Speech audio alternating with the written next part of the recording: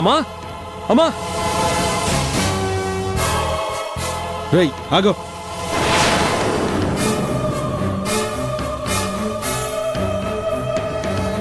నువ్వు ఇంట్లోకి రావడానికి వీల్లేదో. అన్నయ్య నేను అమ్మని చూడడానికి వచ్చాను. వీల్లేదో. నువ్వు అమ్మని కలవడానికి వీల్లేదో. అన్నయ్య ప్లీజ్ అన్నయ్య, అంత మాట అనొద్దన్నయ్య. అమ్మ మెట్ల మీద నుంచి కింద పడిపోయిందని తెలియగానే నా గుండె ఆగిపోయినంత పనైందన్నయ్య. ఒకే ఒక్కసారి నేను అమ్మని చూసి వెళ్తానన్నయ్య. రేయ్ ఒక్కసారి చెప్తే అర్థం కదా నీకో? అమ్మని చూసుకోవడానికి మేమంతా ఉన్నాం. నువ్వు అమ్మని కలవాల్సిన అవసరమే లేదు. బాలు ఏమంటున్నారా? అమ్మ ఆదిత్య కూడా అమ్మే కదా. వాడు మన తమ్ముడు. చిన్నప్పటి నుండి మనతోనే కలిసి పెరిగాడు. అయినా సరే ఒక్కసారి ఇంట్లోంచి బయటికి వెళ్ళిపోయినవాడు తిరిగి మళ్ళీ గుమ్మంలోకి అడుగుపెట్టే అర్హతే లేదు. బాలు తప్పుగా మాట్లాడద్దు. వాడు వెళ్ళిపోయింది ఇంట్లో నుంచి మాత్రమే, మన మనసులో నుంచి కాదు, ఈ కుటుంబంలో నుంచి అంతకన్నా కాదు. నీకే నువ్వెన్నైనా చెప్తావు. అన్యాయంగా వాడు నిందలు వేసింది నీ భార్య మీద కాదు, నా భార్య మీద. పొగరు పట్టిన వీడు నిష్కారణంగా నా శశి మీద అబాండాన్ని వేశాడు. అందరి ముందు దోషిగా నిలబెట్టాలని చూశాడు.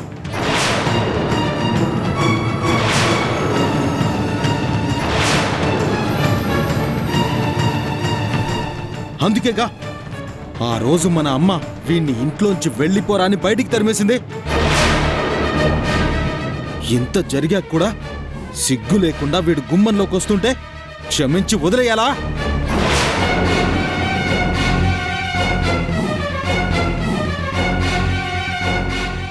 బాలన్నయ్య, నన్ను ఎవరూ క్షమించక్కర్లేదు. నేనెలాంటి తప్పు చేయలేదన్నయ్య. ఆ రోజే కాదు, ఈ రోజు కూడా చెప్తున్నాను. అప్పుడు సీత వదినకి యాక్సిడెంట్ జరగడానికి, ఇప్పుడు అమ్మ మెట్ల మీద నుంచి కింద పడిపోవడానికి కూడా కారణం ముమ్మాటికి నీ భార్య అన్నయ్య.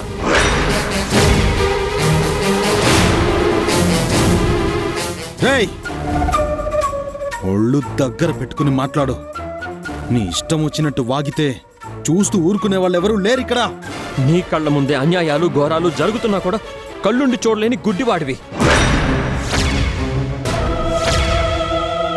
ఒక ఆడదాని చేతిలో నువ్వు కీలుబొమ్మవి. తప్పెవరిదో ఒప్పెవరిదో నీకెలా తెలుస్తుందిరా? ఆదిత్య, శశి,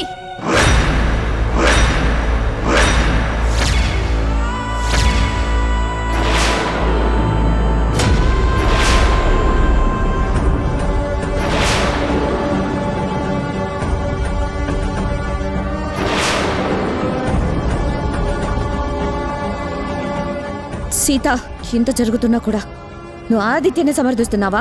నేనెవ్వరినీ సపోర్ట్ చేయట్లేదు. ఇలాంటప్పుడు గొడవ పడడం తప్పు అని చెప్తున్నాను. వదినా, ఈ రాస్కెల్ నోటికొచ్చినట్టు మాట్లాడుతుంటే నేను చూస్తూ ఊరుకోవాలా? బాలు, బంతిని గోడ కొడితే అది మన మీదకే దూసుకొస్తుంది. మాట కూడా అంతే. వదినా, ఎవరు ఎన్ని చెప్పినా సరే వీడు ఇంట్లోకి రావద్దో నేను ఒప్పుకోను, అంతే.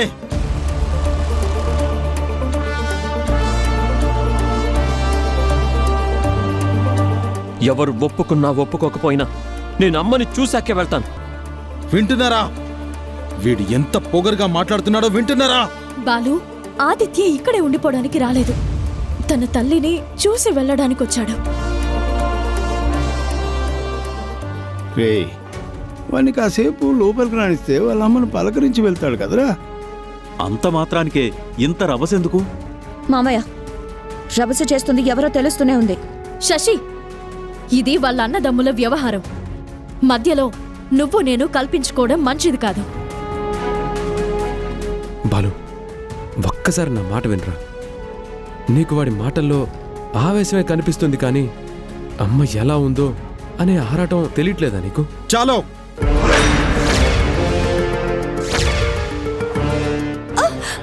రాణి, ఫైనల్ గా ఒకే ఒక్క మాట చెప్తున్నాను. వాడు ఇంట్లోకి అడుగు పెట్టడం నాకిష్టం లేదో.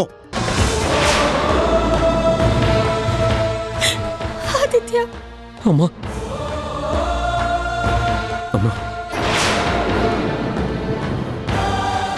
అమ్మా ఎలా ఉన్నావు అమ్మా?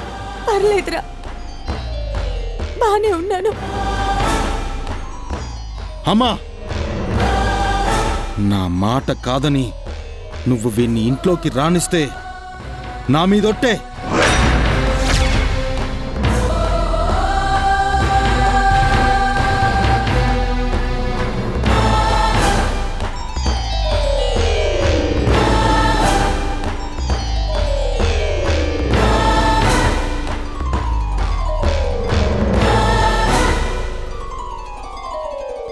జాగ్రత్తగా ఉండమ్మా. అరే ఆదిత్య, ఆగరా. అమ్మా ఒట్టు పెట్టినా కూడా నువ్వు వీణ్ణి లోపలికి రమ్మంటున్నావా? ఒరే బాలు, నేనొక తల్లిన్రా.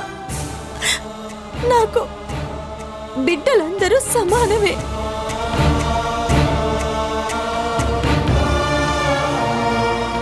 నీ మాటని నేను కాదనలేను.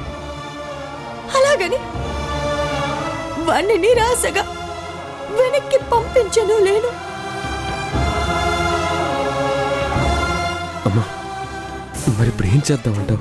ఆదిత్య ఇంట్లోకి రాకూడదు, అంతే కదా? అయితే నేనే బయటికి వెళ్ళి వాడితో మాట్లాడతాను. అప్పుడు ఎవరికి ఏ ఇబ్బంది ఉండదుగా. అమ్మా దానికి దీనికి తేడా ఏముంది? ఉంది, చాలా తేడా ఉంది.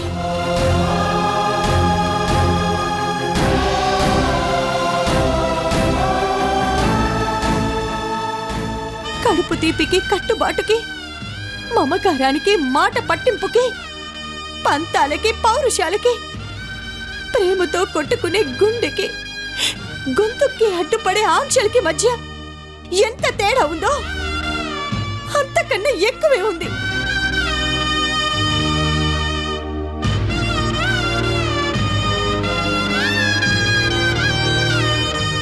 సీత, నన్ను గార్డెన్లోకి తీసుకెళ్ళమ్మా.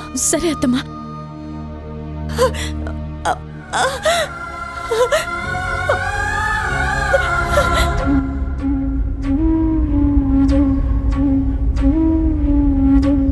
అమ్మా జాగ్రత్త అమ్మా.